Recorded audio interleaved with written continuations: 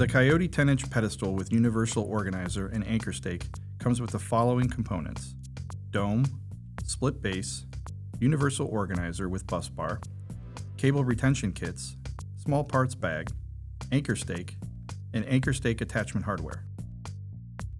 Prepare trench following your standard company practices. Be careful not to damage any buried cables or wires while digging. Verify and establish an earth ground is accessible at or near the pedestal base installation site. Place the earth ground following your standard company practices.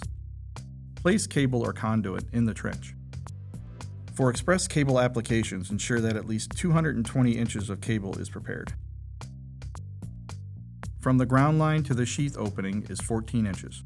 Cable sheath opening is 192 inches. For cut cables, prepare at least 110 inches. From the ground line to the sheath opening is 14 inches. Cable sheath opening is 96 inches. Remove the pedestal from the shrink wrap. The shrink wrap should be shaved and used as a moisture barrier during the base installation. Use a can wrench to turn the hex lock a quarter turn clockwise. Hold this position and lift the dome from the base. The split base can be separated by loosening the bolts on each side of the base. Loosen the bolts a couple turns to separate the base halves. Then lift the front half away from the rear half.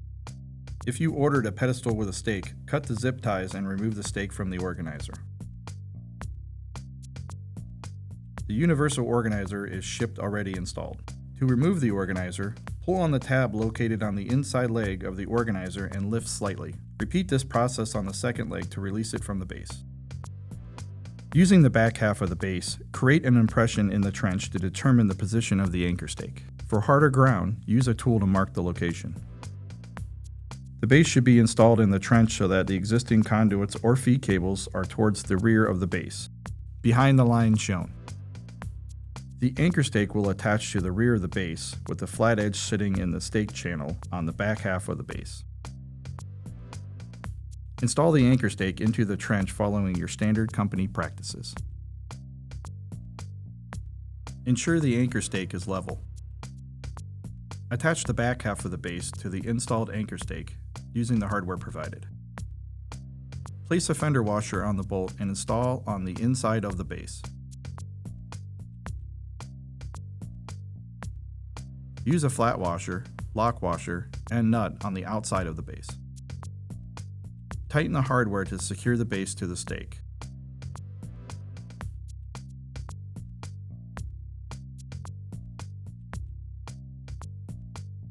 Reinstall the front half of the base by aligning the bottom post and bolts with the rear half. Tighten the bolts on both sides to secure the halves together.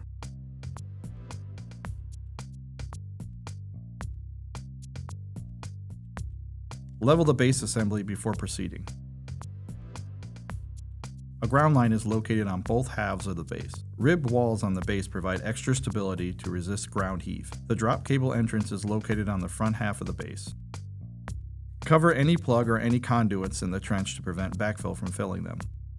Conduits can be plugged using vinyl tape. Pull the foam plug located inside the drop channel to the top of the channel to prevent backfill from filling the channel. Add backfill to the base and trench, periodically tamping the soil to remove air from the backfill. It is important to verify that the base is level throughout the installation process. Backfill the base and trench following your standard company practices. The backfill in the trench outside the base should be level with or above the ground line located on the base. Never mound backfill soil on the outside of the base to make it appear that the base is installed to the recommended depth. If you need to straighten the pedestal at any future time, never attempt to straighten by pulling, pushing, or manipulating the dome. Follow your company's standard practices prior to readjusting an installed pedestal. Once backfill is at a proper level, install the moisture barrier. The shrink wrap used to package the pedestal can be used as a moisture barrier. Pour company-approved pea gravel on top of the moisture barrier, making sure not to accidentally fill any conduits or drop channel inside the base. Recommended backfill and pea gravel levels are shown. Reinstall the organizer into the base. Push the organizer into the installed base until 2 clicks are heard. The organizer can only be installed into the base one way. The bus bar should be facing towards the front of the pedestal. The feed cable should route to the side of the universal organizer facing the rear of the base. Using the bottom ledge of the cable restraint area, mark the cables to be opened. The universal organizer can be removed from the base to allow more room for the cable preparation. Open cables following your standard company practices. Install the shield connector onto the cables following your standard company practices. After the cable is opened, reinstall the universal organizer into the base. Install a ground wire into the lug located on the bus bar. Tighten the lug set screw and nut following your standard company practices. If additional ground studs are required, you can purchase a ground plate extension bracket separately. To install the extension plate, unscrew the nut from the ground stud. Place the extension plate onto the ground stud as shown, and retighten the nut onto the stud. Remove the cable restraint bags and small parts bag from the universal organizer. Install the cap on the strength member bracket and loosely secure it to the bracket with the screw provided. Align the cable sheath with the screw hole on the strength member bracket. Trim the strength member at the end of the bracket. Position the strength members under the cap and tighten.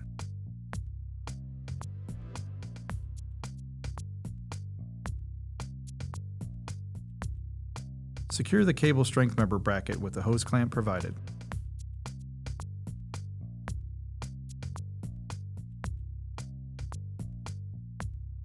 Install bonding braids to the shield connectors installed on the feed cable.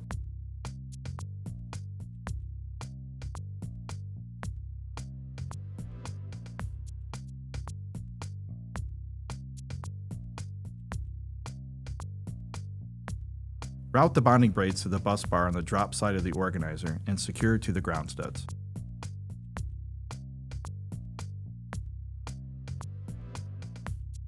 Install the retention tabs onto the drop side of the organizer by locating the slots and pressing the tabs in until they clip into place.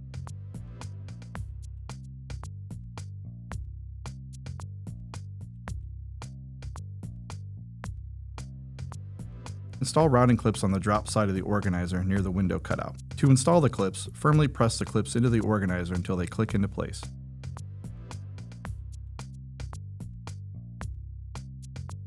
There are 7 routing clip locations on the feed side, located as shown. For this installation, we will instead use the expanded buffer tube storage brackets, which can store 24 buffer tubes instead of the standard 12. These can be purchased separately and are not included with the standard pedestal kits. Install the upper and lower expanded buffer tube storage brackets with the nuts and bolts provided. Secure them to the organizer.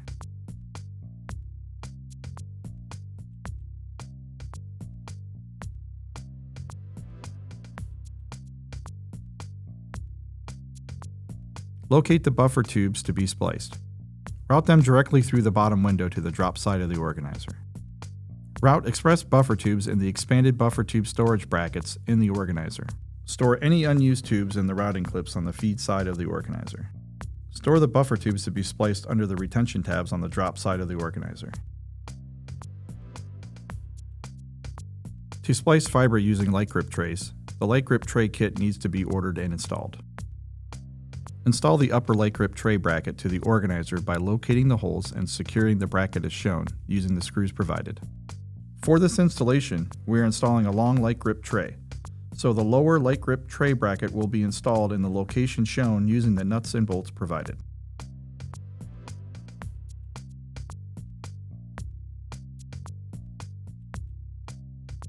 Screw the tray studs into both light grip tray brackets.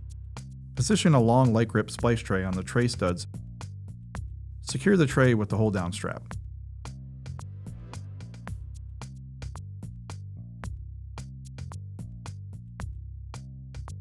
Route buffer tubes to the tray. Mark where to open the buffer tubes and expose the bare fibers following your standard company practices. Secure buffer tubes to the tray using the light grip retention sleeves or felt and tie wraps.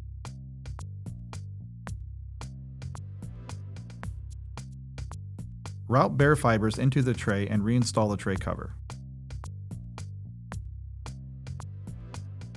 Secure the tray organizer using the hold down strap.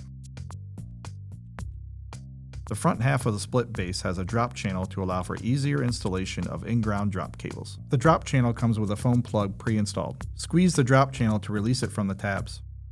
Dig a small trench to access the drop channel. Push the drop into the drop channel and along the foam plug. The foam can be removed and slit prior to installation of the drop. At least 110 inches is recommended for drop cable installations. Using the bottom ledge of the cable restraint area, mark the cables to be opened. Open drop cables following your company's standard practices.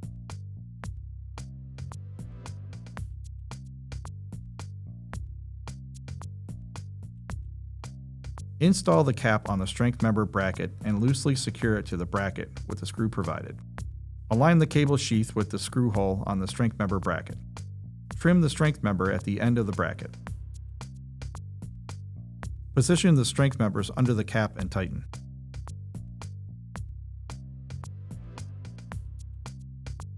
Secure the cable to the strength member bracket with the hose clamp provided.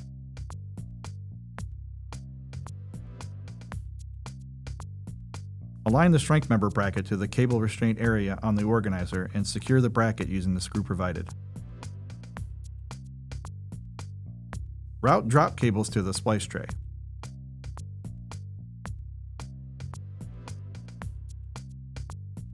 Mark where to open the buffer tubes and expose the bare fibers following your standard company practices. Secure the buffer tubes to the tray using the light grip retention sleeves or felt tie wraps. Route fibers in the tray, then reinstall the cover. Secure all trays to the organizer using the hold-down strap. If desired, buffer tubes may be further restrained to the organizer using cable ties. Once all splicing has been completed, reinstall the dome to the base. The automatic lock on the dome will engage with the base once installed. Pull up on the dome to ensure that the lock is properly engaged with the base.